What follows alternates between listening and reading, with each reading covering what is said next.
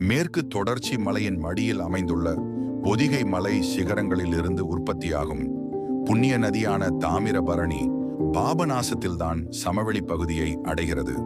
பாபநாசம் என்ற பெயருக்கேற்ப பாபநாசநாதர் கோவில் இங்கு அமையப்பெற்றுள்ளது. இந்த இடத்தில் தாமிரபரணி ஆறு மிகவும் தூய்மையாகவும் மருத்துவ குணம் நிறைந்த நீராகவும் கருதப்படுகிறது. அகஸ்தியர் அருவி மற்றும் கல்யாண தீர்த்தம் ஆகிய இடங்கள் பாபநாசத்தின் அழகை பன்மடங்கு கூட்டுகின்றன.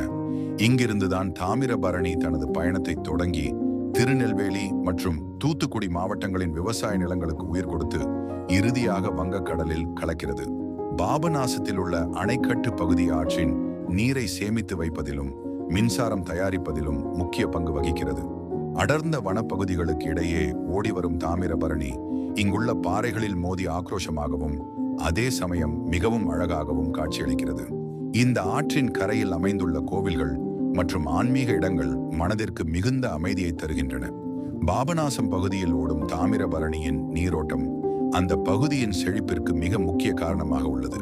மேற்கு தொடர்ச்சி மலையின் ஈரப்பதமும் காற்றும் இந்த ஆற்றுக்கு கூடுதல் அழகை தருகின்றன.